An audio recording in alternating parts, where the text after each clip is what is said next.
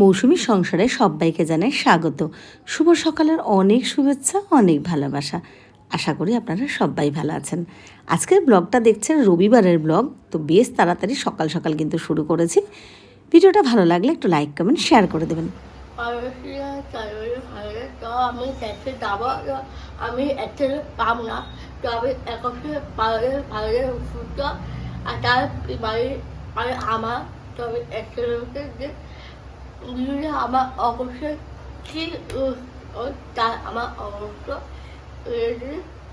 Bye bye. আচ্ছা, আমার মেয়ে এসে গেছে আজকে আমার কাছে, তো ওর আজকে বিকেলে প্রাইজ আছে, আর আজকে শুভ মাতৃ দিবস, তো সবাইকেও সম্মান জানালো, ভালোবাসা জানালো। মা স্নান হয়ে গেছে? আজকে তোমাকে কে স্নান করিয়ে দিল? মা। মা। আর শ্যাম্পু করেছে তো? দেখি চুলটা, দেখি তো। ও বাবা, দেখেছো কত সুন্দর আমার সোনা মায়ের চুল। আমি আজকে শ্যাম্পু করে দিয়েছি, ওই বাড়িতেই করে আমার মা, করিয়ে দেয়, তা আজকে আমি এখানে করিয়ে দিলাম, কারণ আজকে তাড়াতাড়ি এসেছে এখানে, তাই তো। চলো টাটা।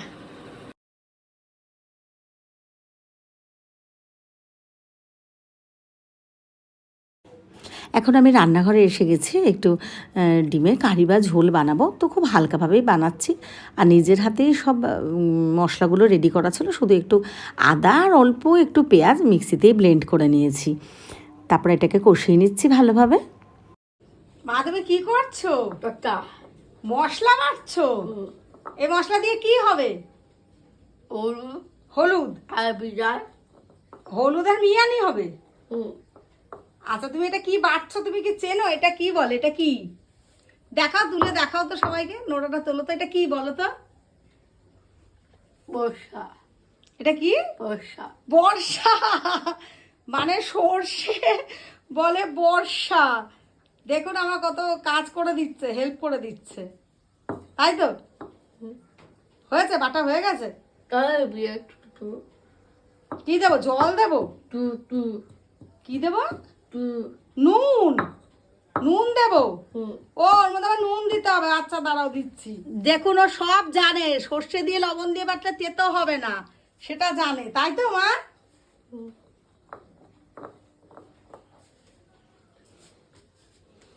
ওরে বাবা, মা তুমি কি করছো? সর্ষে দেখি, মুখ তুলে বলো তো এটা কি? এটা সর্ষে? তুমি সর্ষে বাটছো? তা সর্ষে দিয়ে কি রান্না হবে আজকে? সর্ষে দিয়ে আজকে কি রান্না হবে? আটা হলুদ। সর্ষে দিয়ে আটা আর হলুদ রান্না হবে। এর মধ্যে কি দিয়েছো? লবণ? ও, লবণ দিয়ে সর্ষে বাটলে তেতো হয় না, তাই তো? এটা কে শিখিয়েছে? মামা। মাম্মা আর মামি? ও, মামি শিখিয়েছে সর্ষের মধ্যে লবণ দিয়ে বাটলে তেতো হয় না, তাই তো? পেঁয়াজ দেবো? আচ্ছা দিচ্ছি। তা তুমি যে আজকে রান্না করবে, তাহলে সবাইকে ডাকো, বলো সবাই খেতে এসো, আমি রান্না করছি। সবাইকে ডাকো তাহলে, বলো সবাই এসো, আমি রান্না করছি। ওইরকম ভাবে নেমন্তন্ন, আয় সবাই খাবি। আচ্ছা চলো, টাটা দিয়ে দাও, তাহলে সবাই আসার জন্য রেডি হোক আমাদের বাড়ি, তাই তো? এই দেখো আমার মেয়ে মশলা বেটে দিচ্ছে।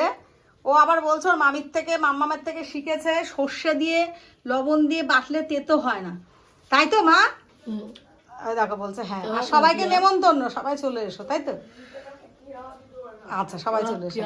পেঁয়াজ দেবো? ও আচ্ছা দাঁড়া, আবার ওকে পেঁয়াজ দিতে হবে। মা এই ডিমগুলো তুমি ছাড়িয়েছো? ভাই আর তুমি, ভাই হেল্প করে দিয়েছে, তা এগুলো দিয়ে এখন রান্না হবে, তাই তো? ডিমের ঝোল। আচ্ছা সবাইকে তাহলে নেমন্তন্ন করো, বলো সবাই আসো, আমি রান্না করবো আজকে। আচ্ছা তো দাও, আমাকে দাও এটা। দেখো আমার মা কত কাজের, আমাকে কত হেল্প করছে। ও আমাকে দেবে না, ও নেবে। ওরে বাবা, আচ্ছা ঠিক আছে, ঠিক আছে, দাঁড়াও। তো আমার মেয়ে তো আপনাদের সবাইকে নেমন্তন্ন করেই দিয়েছে, আর দেখতেই পেলেন বেটে বুটে রান্না করে ফেলেছে পুরো। তো সবাই আসুন। আর হ্যাঁ, অবশ্যই কিন্তু আমার মেয়ের হাতের রান্না আর ভিডিওটা ভালো লাগলে একটা লাইক কমেন্ট শেয়ার করে দিতে হবে, কেন কি আমার মেয়ে এত কষ্ট করে আপনাদের জন্য রান্না করেছে। তো যাই হোক, দেখুন আমি অল্প একটু জল দিয়েছি, একটু কষা কষাই বানাবো, এখন মেয়েকে খেতে দেবো। তো মেয়ের খাবারের থালা গুছিয়ে ফেলেছি, এখন মেয়ে খেতে বসেছে। আর ও তো আমার ভীষণ ভালো মেয়ে, সোনা মেয়ে, আর আমার কাছে আসলে তো একটু রেস্টুরেন্টের খাবার পাই না, আর না হলে আমি যা দিই তাই খাই। আর ওর মামি তোকে ভালো মন্দ রান্না করে খাওয়ায়। তো এখন তাড়াতাড়ি খাওয়া দাওয়া আমাদের সবারই হয়ে গেছে।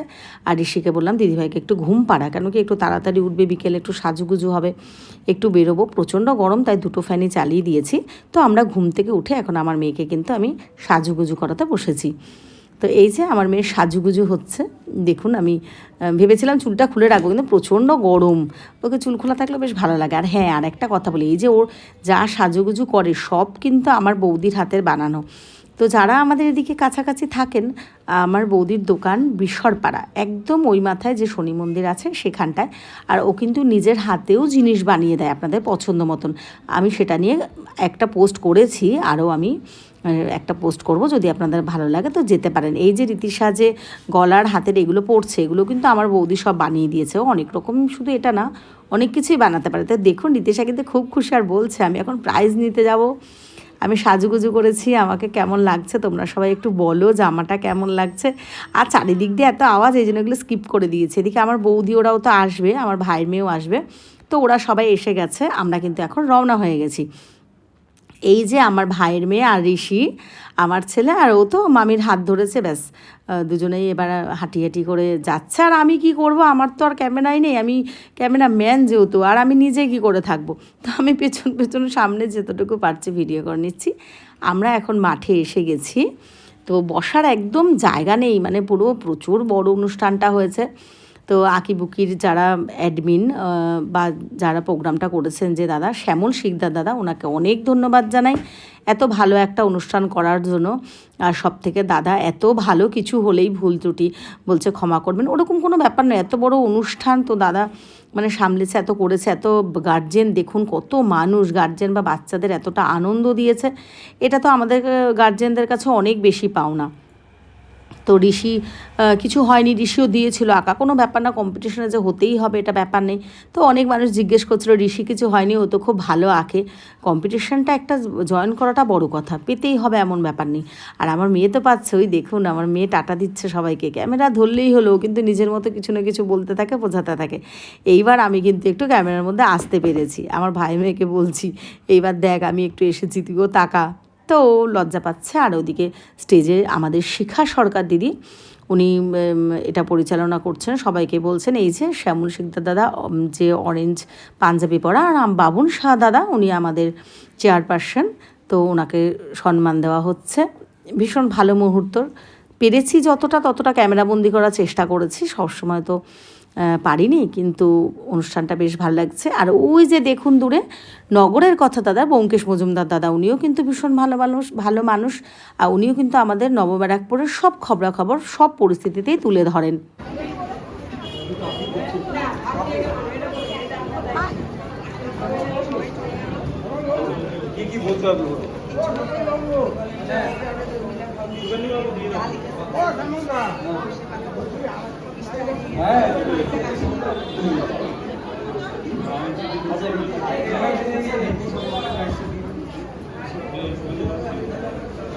রীতিশা বড়ালকে, রীতিশা আপনি জানেন, রীতিশা হচ্ছে আমার খুব একজন ভালোবাসার পাত্রী, কন্যার মতন।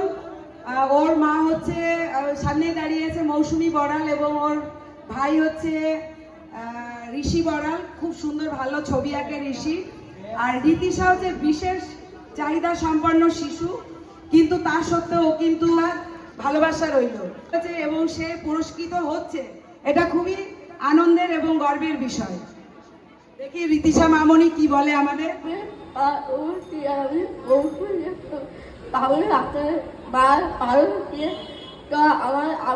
এরা প্রত্যেকেই এর অংশীদার, তাই তো রীতিশা? থাক মামনি, থাক বাবা, ভালো থাকো, বেঁচে থাকো, সুখী থাকো। সবাই খুব খুশি আমরা, মানে স্টেজের শিখাদি বলুন বা যারা মাঠে উপস্থিত ছিলেন। আমার মেয়ে আপনাদের সম্পর্কে অনেক কিছু বলল। তো বাড়ি এসে গেছে, আর এই হচ্ছে পালিত মা, তো মাতৃদিবসের দিন তাকেও জানাই অনেক শুভেচ্ছা, মানে আমার বড় বৌদি। তো আমি একটু ওদের জন্য খাবার এনেছিলাম, অনেকটা রাত হয়ে গেছে বলে কেউ আর খাবে না, যেহেতু বৌদির আবার ওই বাড়িতে গিয়ে সবাইকে খেতে দেবে, আমার বাবা মাকে, দাদা, ওরা সবাই আছে পরিবারের, তো ওকে তাড়াতাড়ি ফিরে যেতে হবে, তাই আমি খাবারগুলো সব দিয়ে দিচ্ছি। আর ঢাকনাটা খুলে গেছে একটু প্রেশারে, তাই ওগুলো আমি খুলে গুছিয়ে দিলাম। সবাইকে জানাই শুভরাত্রি, সবাই ভালো